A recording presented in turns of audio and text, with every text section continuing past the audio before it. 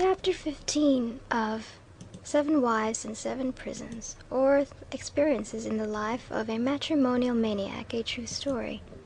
Chapter 15. A true wife and home, at last. Where were all my wives? Sense of security. An imprudent acquaintance. Moving from Maine.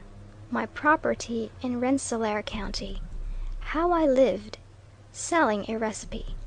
About buying a carpet. 19 lawsuits. Sudden departure for the West.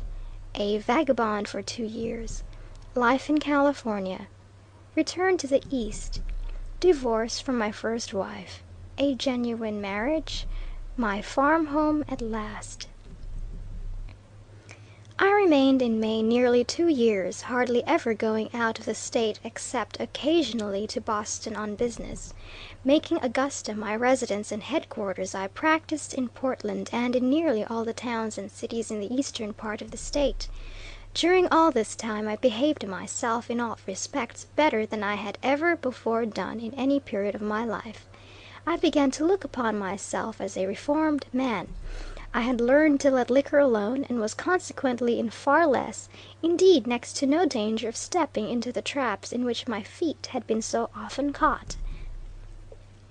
I may as well confess it.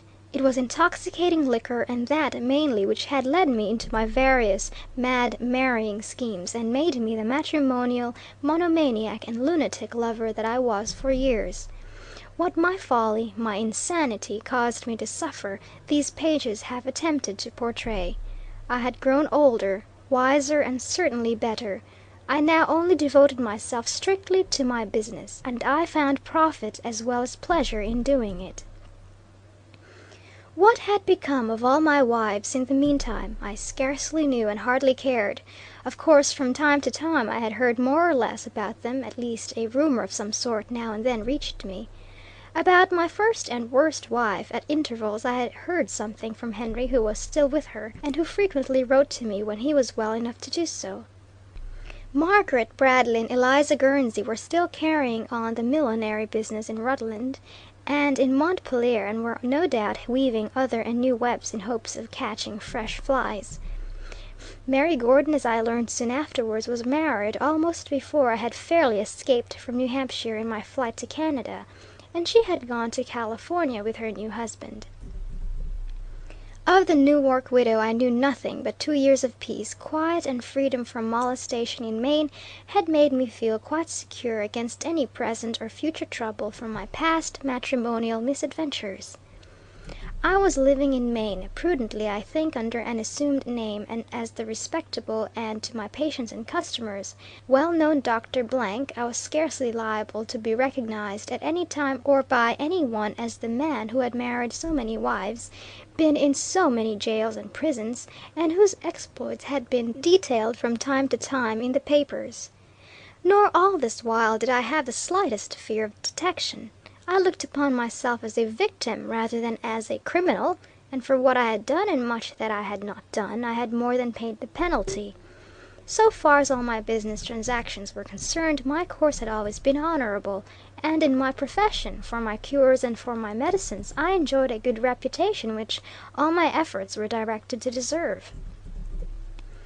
Of course, now and then I met people in Portland, and especially in Boston, who had known me in former years, and who knew something of my past life, but these were generally my friends who sympathized with my sufferings, or who, at least, were willing to blot out the past in my better behavior of the present. One day in Boston a young man came up to me and said, "How do you do, doctor?" "Quite well," I replied. "But you have the advantage of me. I am sure I do not remember you, if I ever knew you." "You don't remember me? Why, I am the son of the jailer in Montpelier with whom you spent so many months before you went to Windsor. I knew you in a minute, and, doctor, I have been in Boston a week and have got strapped. How to get back to Montpelier I don't know, unless you will lend me $5 or $6, which I will send back to you the moment I get home." "I remember you well now," said I. "You are the little rascal who wouldn't even go and buy me a cigar unless I gave you a dime for doing it. And then, sometimes you cheated me out of my money. I wouldn't lend you $1 now if it would save you from 6 months' imprisonment in your father's filthy jail. Good morning." and that was the last I saw of him. I was getting tired of Maine. I had been there longer than I had stayed in any place except in the Vermont State Prison for the past 15 years, and I began to long for fresh scenes and a fresh field for practice. I had accumulated some means, and thought I might take life a little easier, make a home for myself somewhere, practicing my profession when I wanted to, and at other times enjoying the leisure I loved and really needed. So I closed up my business in Augusta and Portland, put my money in my pocket, and once more went out into the world on a prospecting tour. My first idea was to go to the far west, and I went to Troy with the intention of staying there a few days, and then bidding farewell to the East forever. The New England states presented no attractions to me. I had exhausted Maine, or rather it had exhausted me. New Hampshire, Vermont, and Massachusetts had too many unpleasant associations, if indeed they were safe states for me, with my record to live in, and Connecticut I knew very little about. Certainly I had no intention of trying to settle in New Jersey or Pennsylvania. The West was the place, anywhere in the West. Here was I in Troy, revolving plans in my own mind for migrating to the West, just as Mary Gordon and I had done in the very same hotel only a few years before, and in the course of a week I came to exactly the same conclusion that Mary and I did, not to go. I heard of a small farm, it was a very small one of only 12 acres, which could be bought in Rensselaer County, not more than 16 miles from Albany and Troy. I went to see the place, liked it, and bought it for $1,600. There was a small but good house and a barn on the place, and altogether it was a cheap and desirable property. I got a good housekeeper, hired a man, and began to carry on this little farm, raising garden vegetables and fruit mainly, and sending them to market in Albany and Troy. Generally I took my own stuff to market, and sold medicines and recipes as well, and in Albany I had a first-rate practice which I went to that city to attend to once or twice a week. While my man was selling vegetables and fruit, I remember I sold $100 worth of cherries from my farm the first summer, in the market. I was Dr. Blank receiving my patients at Stanwix Hall, or calling upon them at their residences, and when the day's work was over, my man and I rode home in the wagon which had brought us and the garden truck early in the morning. On the whole, this kind of life was exceedingly satisfactory, and I liked it. I made frequent expeditions to Saratoga and to other places not far from home to attend to cases to which I was called, and to sell medicines, and considering that the main object I had in settling in Rensselaer County was rest, and more leisure than I had enjoyed for some years, I had a great deal more to do than I desired. Nevertheless, I might have continued to live on my little farm, raising vegetables, picking cherries, and practicing medicine in the neighborhood, had not the fate, which seemed to insist that I should every little while come before a court of justice for something or other, followed me even here. A certain hardware dealer in Albany, with whom I had become acquainted, proposed to buy one of my recipes, and to go into an extensive manufacture of the medicine. He had read and heard of the fortunes that had been made in patent medicines by those who understand the business, and he thought he would see if he could not get rich in a year or less in the same way. After some solicitation, I sold him the recipe for $1,000, receiving $600 down and a promise of the balance when the first returns from sales of the medicine came in.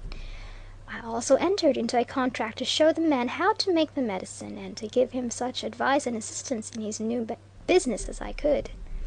My hardware friend understood his legitimate business better than he did that which he had undertaken, and although he learned how to manufacture the medicine, he did not know how to sell it, and after trying it a few weeks and doing next to nothing, he turned upon me as the author of his misfortunes, and sued me for damages.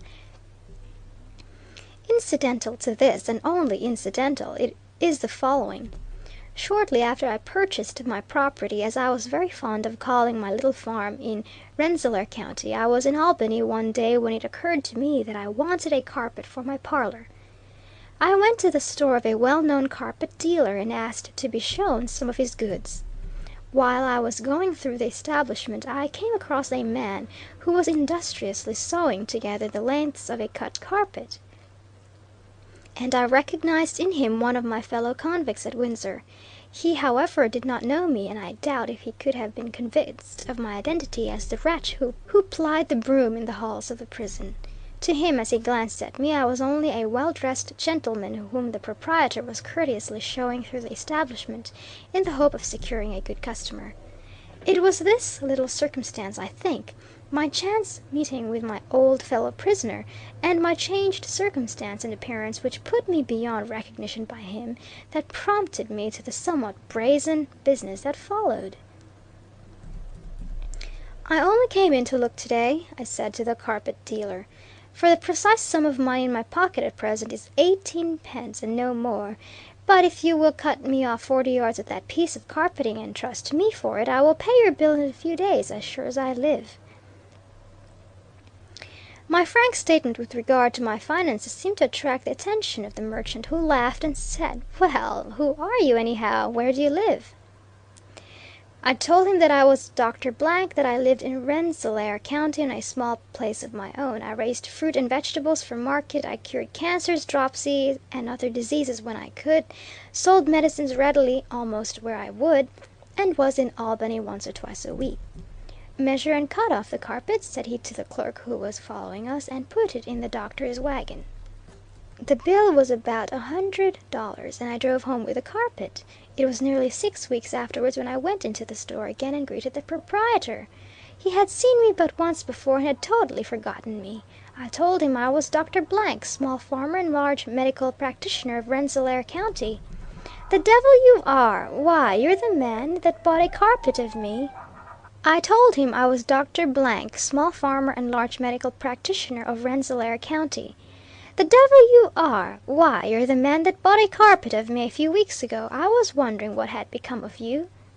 "I am the man, and I must tell you that the carpet doesn't look well, but never mind, here's $100, and I want you to receipt the bill." "Now," said I, when he returned the bill to me receipted, "the carpet looks first rate. I never saw a handsomer one in my life." "Well, you are an odd chap, anyhow," said the carpet dealer, laughing, and shaking me by the hand. Almost from that moment we were more than mere acquaintances, we were fast friends. In the course of the long conversation that followed, I told him of my trouble with the hardware man, how I had sold him the recipe, that he had failed from ignorance to conduct the business properly, and had sued me for damages. "I know the man," said my new friend. "Let him go ahead and sue, and be benefited, if he can. Meanwhile, do you keep easy. I'll stand by you." And stand by me he did, through thick and thin. The hardware man sued me no less than 19 times, and for pretty much everything damages, debt, breach of contract, and what not. With the assistance of a lawyer whom my friend recommended to me, I beat my opponent in 18 successive suits. But as fast as one suit was decided, he brought another, almost before I could get out of the court room. At last he carried the case to the Supreme Court, and from there it went to a referee. The matter from beginning to end must have cost him a mint of money, but he went on regardless of the costs, which he hoped and expected to get out of me at last. My long and painful experience, covering many years, had given me a pretty thorough knowledge of the law's uncertainty as well as the law's delay, and very early in the course of the present suit I had quietly disposed of my property in Rensselaer County. I sold the little farm which cost me $1,600 for $2,100, and I had had besides the profits of nearly 2 years' farming and a good living from and on the place. I also arranged all my money matters in a manner that I felt assured would be satisfactory to me, if not to my opponent, and then, following the advice of my friend the carpet dealer, I let the hardware man sue and be benefited if he could. When, however, the case went finally to a referee who was certain, I felt sure, to decide against me, I took no further personal interest in the matter. Nor have I ever troubled myself to learn the filial decision. I made up my mind in a moment and decided that the time had come at last when it was advisable for me to go to the West. Westward I went, towards sunset almost, and for the 2 following years I led, I fear, what would be considered a very vagabond life. I went to Utah, thinking while I was in Salt Lake City, if they only knew my history there, I was sure to be elected an apostle, or should be at any rate, a shining light in Mormondom. only I had taken my wives in regular succession and had not assembled the throng together. I pushed across the plains and went to California, remaining a long time in San Francisco. This may have been vagabondism, but it was profitable vagabondism to me. During this long wandering I held no communication with my friends in the East. Friends and foes alike had an opportunity to forget me, or if they thought of me they did not know whether I was dead or alive. They certainly never knew all the time where I was, and while I was journeying I never once met a man or woman who had been acquainted with me in the past. All the time, too, I had plenty of money. Indeed, when I returned at last, I was richer far than I was when I left Albany, and left, as the common saying graphically expresses it, between 2 days. I had my old resources of recipes, medicines, and my profession, and these I used, and had plenty of opportunity to use to the best advantage. I could have settled in San Francisco for life with the certainty of securing a handsome annual income. I never feared coming to want. If I had lost my money and all other resources had failed, I was not afraid to make a horse nail or turn a horseshoe with the best blacksmith in California, and I could have got my living, as I did for many a year, at the forge and anvil. But I made more money in other and easier ways, and I made friends. In every conceivable way my 2 years' wandering was of far more benefit to me than I dreamed of when I wildly set out for the West without knowing exactly where, or for what, I was going. The new country, too, had given me not only a fresh fund of ideas, but a new stock of health. Morally and physically I was in better condition than I ever was before in my life. I had a clear head, a keen sense of my past follies, a vivid consciousness of the consequences which such follies, crimes they may be called, are almost certain to bring. I flattered myself that I was not only a reformed prisoner, but a reformed drunkard, and a thoroughly restored matrimonial monomaniac. And when I returned at last to the East, and went once more to visit my near and dear friends in Ontario County, I was received as one who had come back from the dead. When I had been here a few weeks, and had communicated to my cousins as so much of the story of my life as I then thought advisable, I took good counsel and finally did what I ought to have done long years before. I commenced proper legal proceedings for a divorce from my first and worst wife. I do not need to dwell upon the particulars. It is enough to say that the woman who was then living, so far from opposing me, aided me all she could, even making affidavit to her adultery with the hotel clerk at Bainbridge long ago, and I was easily secured my full and complete divorce.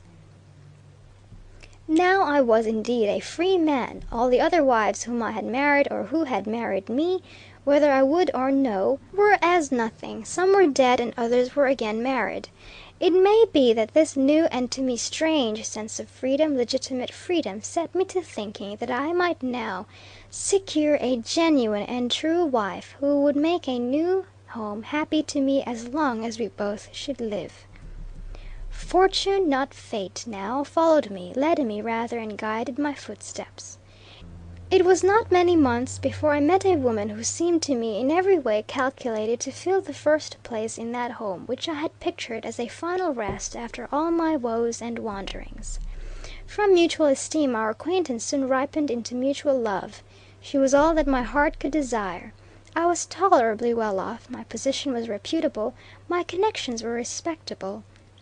To us and to our friends the match seemed a most desirable one. It was no hasty courtship.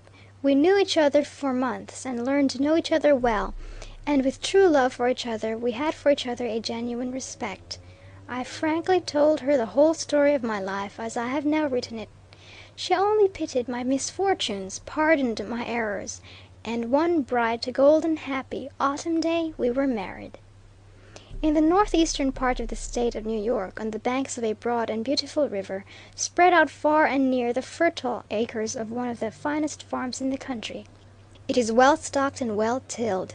The surrounding country is charming. Game in the woods and fish in the streams afford abundant sport, and the region is far away from large cities and remote even from railroads.